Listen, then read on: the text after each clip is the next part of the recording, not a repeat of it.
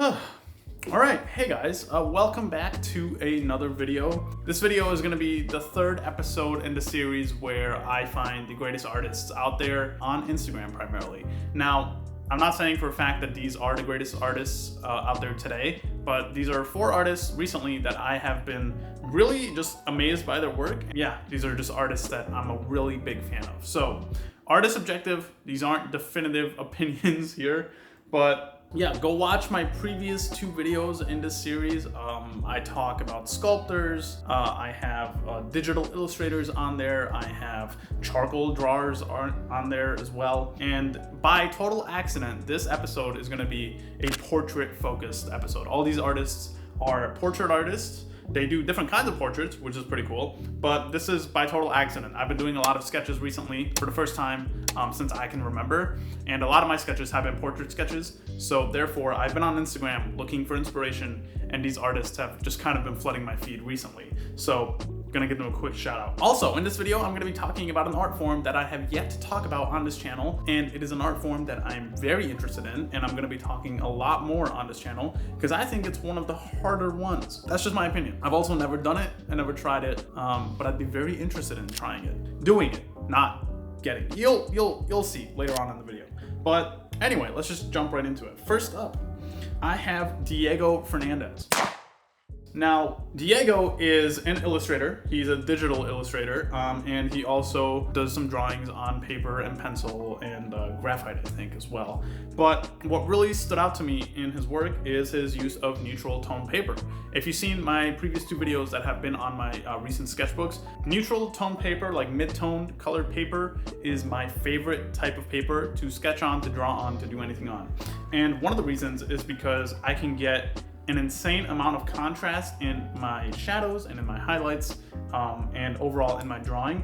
And Diego does this better than I have seen on Instagram so far. Like the level of contrast he's able to get in the shadows and then the highlights in the face really creates this like incredible amount of dimension, and the 3D effect is so strong with his drawings. The level of detail is also amazing. It's not realistic, but it has a very painterly style, which is very hard to do, especially with graphite or charcoal. Again, I'm not really sure what he uses. This sketch is one that really caught my eye when I was just browsing Instagram and kind of led me to his page. Again, super subtle, but the level of like pop out of your screen type like dimension 3D effect that he has and he's able to capture is pretty amazing. He's also great at drawing eyes and getting the subtle emotions in the eyes as well. This is another one of my favorite drawings from him. Top-down perspective, especially for portraits, is one I struggle immensely with. So looking at this was honestly just very demoralizing, very inspiring, and pretty amazing as well. Again, the detail he's able to get, like the blemishes on the skin, is amazing. He's also really good at drawing hair and making that look super real. So again, a master of mid-tone paper. Sometimes he does surreal work just like this one. Again, super painterly. Diego, I'm a big fan. He really doesn't need my help promoting. He has over 60,000 followers, way more than I do, which reminds me, go follow my social media, my IG, my Instagram, all that good stuff, and see some of my work. Up next, this is gonna be a first for this channel. We're talking about Kristen. Kristen has over 104,000 followers. Originally, I was drawn to her page because of her sketchbook. She captures movie scenes in these like tiny dimension aspect ratio pages, and the level of detail she can get with them is pretty amazing. I don't know if she does charcoal or if these are graphite. I'd have to look into that, but again, really cool. I would just love to steal one of her sketchbooks and just flip through it and see all the insane drawings. And I also wonder if she has like other sketchbooks, kind of like test sketchbooks, because a lot of her sketches in here are obviously super curated. They're for content that she posts, but I want to see a bit of her more experimental work as well. So does she do any like single line drawings in some of her sketchbooks? Does she do any color stuff in some of her sketchbooks? Now, her job primarily is a tattoo artist, and her tattoos are pretty amazing as well. Very much like her sketches, black and white. realism, portraiture, and tattooing is an art form that I am profoundly impressed by. When I was a kid, I would watch Ink Master clips on YouTube. I don't have a tattoo. I don't know if I'm gonna get one. My mom's probably gonna kill me if I ever do. But as an art form, I'm always amazed by it because unlike paper, skin moves when you try to draw on it. If you guys ever try to draw something on your hand, like with a pen, you realize how hard it is to actually write on your skin, because again, your skin is malleable, it moves with the stroke.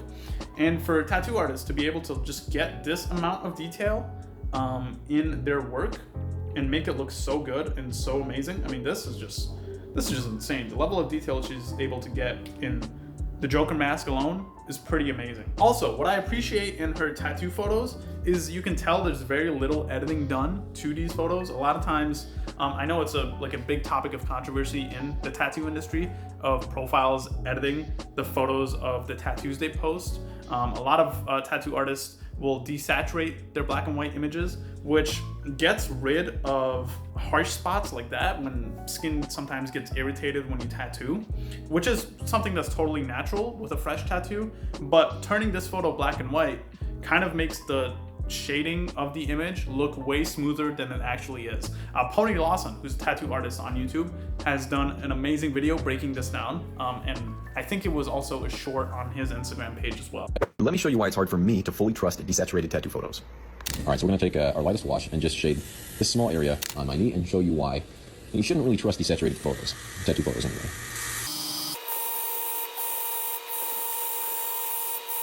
And there you have a nice smooth shade with nothing but the lightest wash in a gray wash set. Just kidding, it's just water and blood. Let me explain.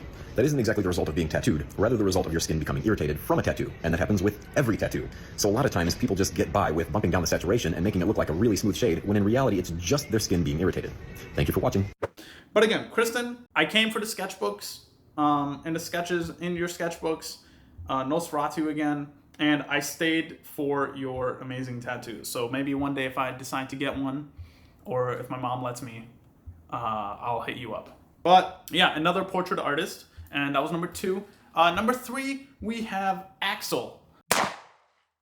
Axel is a sick individual, just based on their drawings. Now, they do mainly ballpoint pen drawings, and it is horrific. I mean, this person captures some really gruesome, brutal imagery with like continuous line pen drawings. I mean, this is pretty brutal, ballpoint pen.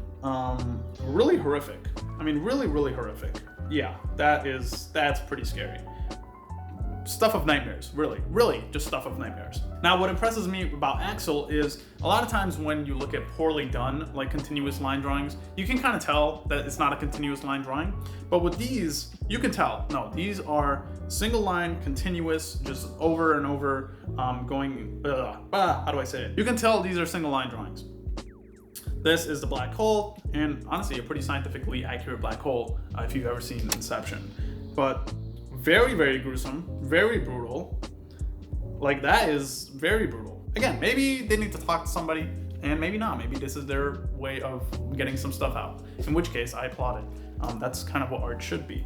But yeah, very creepy, very just weird, super weird. I'm kind of left speechless. I appreciate the authenticity of it, and I appreciate the technique more than anything, really, because again, with single line drawings, it's all about going with the flow and with the mistakes, and that's amplified when you use a pen, especially with different colors. So like using a black ballpoint pen and then a red ballpoint pen, you really notice where your mistakes are. And with single line continuous drawings, these mistakes kind of get amplified because you have to go with them. You can't really erase anything. And it adds to the context of these images and makes them look that much cooler and that much more frantic. The style of these drawings is really complemented with the techniques that Axel uses. And that's one thing that's super hard to do for a lot of artists, and Axel has really mastered it. A lot of this type of imagery is what you find in my sculptures, which is why I think I kind of was drawn to this account and why I'm just a big fan of this account as well. So keep it up, Axel. Pretty amazing stuff. Right, Last but not least, I have Maya. Maya is a sculptor, and I think these are paintings as well. So Maya is a sculptor and a painter. I came for the sculptures. I love the sculptures. Portrait sculptures has a very like unfinished but like also super polished look within the same sculpture, which is something that I've been experimenting a lot more with my work as well. So big fan of that. I love portrait sculptures. It's so simple but like so elegant.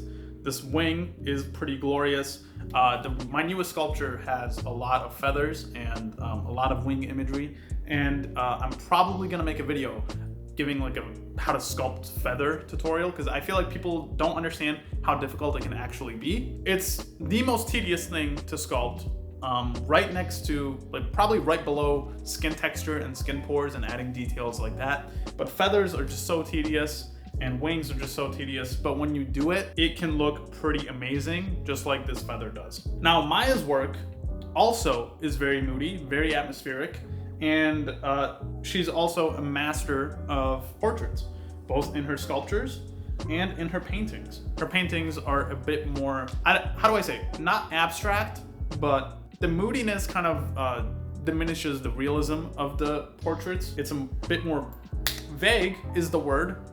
They're a bit more vague, not very detailed, but you get a lot of emotion out of it, and you can see the portrait super clearly. It's almost like that thing where someone burns a piece of toast and you think they saw Jesus in the bread. Kind of the same thing right here.